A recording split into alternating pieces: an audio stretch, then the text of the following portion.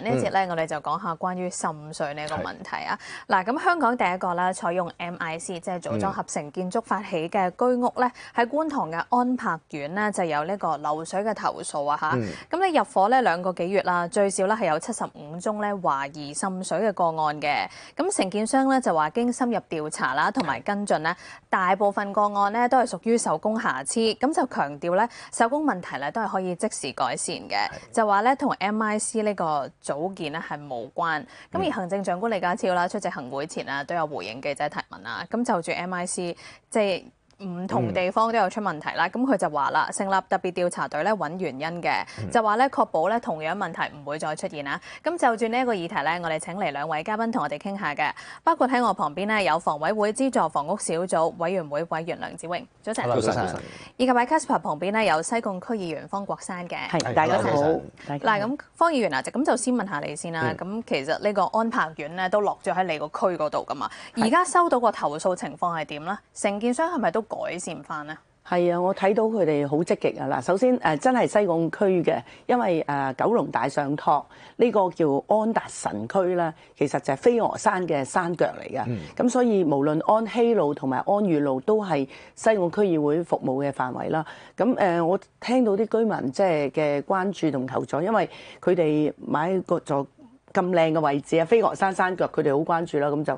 入咗伙之後咧，陸陸續續即係佢睇到啲單位嘅問題，咁佢就會反映。但係我睇到咧，房屋署咧，佢就住我哋反映嘅事件咧，佢都好積極去回應嘅。好似有啲個案我哋俾晒佢咧，琴日已經譬如就住有位黃先生個單位咧，佢即時咧就喺嗰個牆身度就打呢個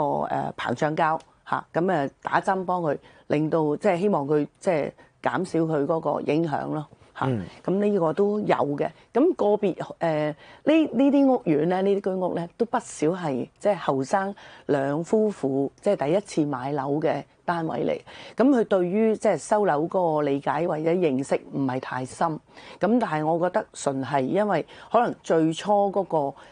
房屋個溝通啊，譬如嗰啲收樓大使啊嘅溝通唔係咁理解，咁而家我哋即係銜接咗咧，佢哋即係個回應都安心嘅。係嗱，反而都想跟進下，因為其實我知道你喺地區同埋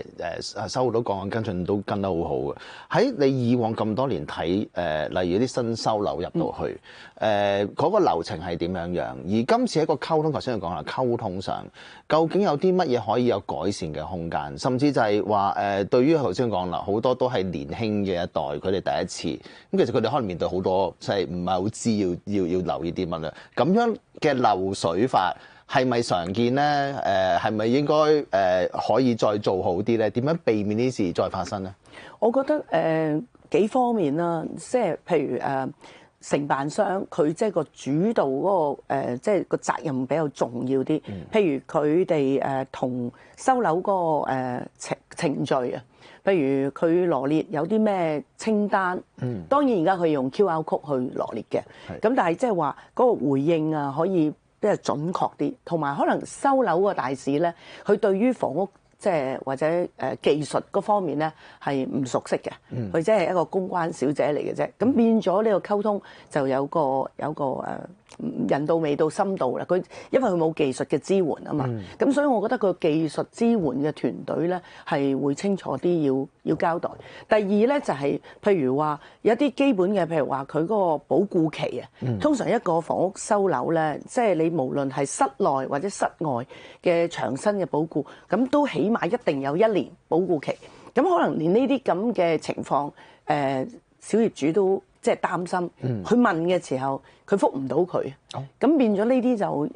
即係其實我諗今次咧經過呢個過程之後咧，房屋署即係要求即係承辦商嗰個瑞安咧係加強呢個溝通啦。我覺得我哋俾咗清單之後咧，果然佢係好主動咁樣回覆啦。咁似乎呢啲咁嘅瑕疵啦，亦都可以解決。另外咧就係因為不少係由綠表買樓翻嚟轉去，咁佢個銜接，因為如果佢交樓俾翻政府公屋嗰度，佢有60日，咁但係因為嗰邊佢又唔敢去開工住，因為可能睇到少少瑕疵嘅時候，佢又唔敢。咁我哋睇到其實一般私樓咧，佢個交收咧，你只要大家對證有記錄。咁你就可以做住其他嘢先，就唔好令到即係小業主覺得，咦死啦！我掂咗之後咧，就所有嘢個責任都喺我哋度。咁我覺得呢方面係有改善嘅空間嘅。係，我知道都想問下你嗱，其實去到收樓，好在最近打風嘅，即係好少可以聽到打風係好在嘅，但係去到打風就可以真係驗到啲樓有冇漏水啦。但係對於一啲即係要收樓嘅人嚟講，點解新樓會有漏水？其實呢個係最大嘅疑問。其實個問題出喺邊咧？係個源頭出事啊，裝嵌出事啊，溝通出事啊？其實你個個都出事咧。我諗房委會都要從兩個方面去諗啦。第一方面，因為而家一啲我哋叫做組裝合成 MIC 咧，就唔喺香港做嘅，就喺內地做嘅。咁究竟喺內地做嗰陣時個質素而家係咪出咗問題？咁第二個問題就係嚟到香港裝嵌嘅時候，因為佢係組件式，組件式就會係無論係上下組合啦，或者係左右組合嘅話咧，即係你當好似我哋食三文治咁樣，你搽啲 jam 落去都係掃晒佢哋黐落去嘅。咁而家呢啲組裝合成嘅，究竟上下佢中間其實係冇填一啲嘅物料，譬如英泥呢啲去封實佢，抑或就係裝完之後喺出邊嗰條罅抿翻少少落去，咁你變咗中間中空嘅話咧，就會有積水啦。無論係上下又好，或者係左右夾縫當中，究竟嗰個我哋叫技術上邊嘅，由承辦商以至到去房委會佢哋個流程上邊，係咪冇諗過呢樣嘢咧？因為以往我哋起樓就好簡單嘅，即係總之逐層灌水泥落去，一路封實佢就冇問題嘅。咁仲有一個問題就係你組裝完之後，其實都要做試水嘅。咁我哋立法會大家都知道，我哋都有加建啦。加建完之後，其實我哋今年年頭、舊年我哋入伙，今年年頭我哋都會係做試水嘅。究竟而家即係喺收樓嘅時候，房委會有冇做一啲試水？特別就係一啲我哋叫做一啲嘅套管啦，因為要入水喉啊、污水啊，甚至氣喉嗰啲。咁中間佢填啲物料塞落去嘅時候，係咪求其？又係喺